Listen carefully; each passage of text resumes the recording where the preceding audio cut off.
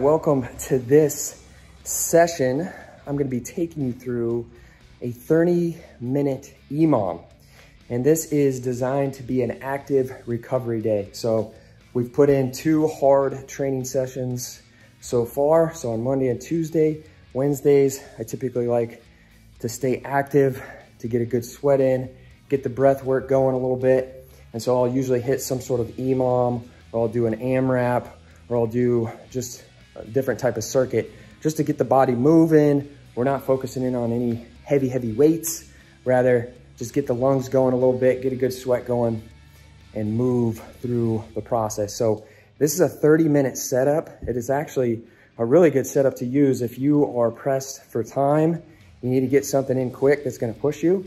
There's a number of ways that you can regress and progress this. And so the way I laid it out, so we got 30 minutes on the clock. We got 5 different stations. The first station, we're starting on the assault bike and we're going for 45 seconds. Nice and easy.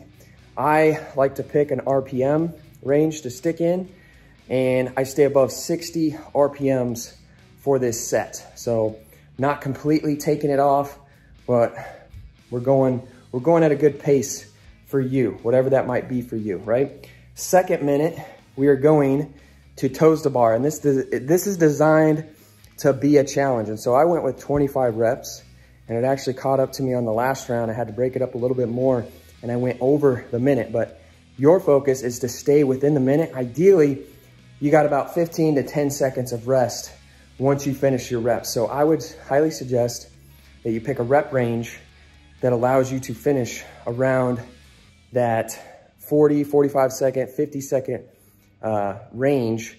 So you have a little bit of time before you go to the next movement. And again, I went with 25 toes to bar.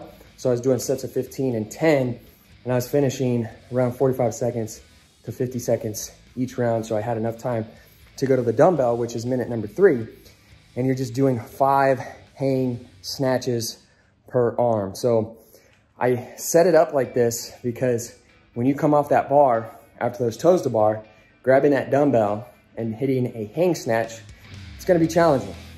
Your grip is gonna be a little bit fatigued. So that's why I kept the down at 5, and that is per arm. So you're doing 5 hang snatches per arm. From there, we're going to glute hand sit-ups.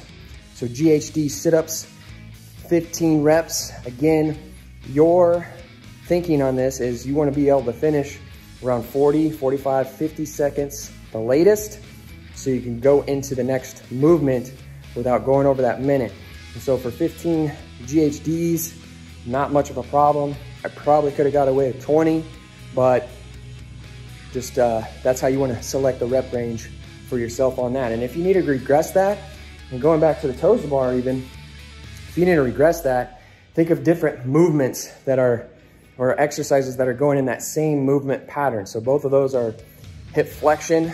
So for the toes to bar, what I typically like to do is go to a knees to bows. So hanging knees to bows. If you can't hang from a bar, we can go dip bar, knees to bows. Or if you need to go onto the floor, you can go V-sits. And then for the GHDs, we don't want to do the same exact movement. I would switch it up and I'd go sit-ups if you need to regress it and switch things up.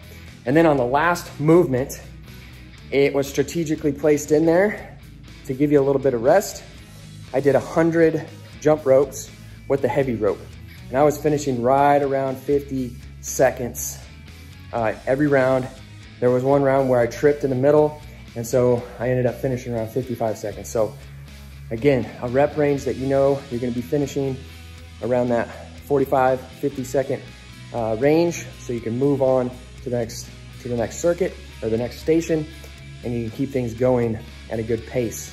So you're doing 6 rounds of that. So getting through about 4 rounds, that's really when the fatigue started to set in. So if need be, you can certainly regress this.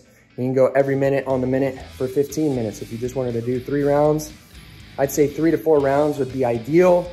6 if you're a beast and you want to really get after it.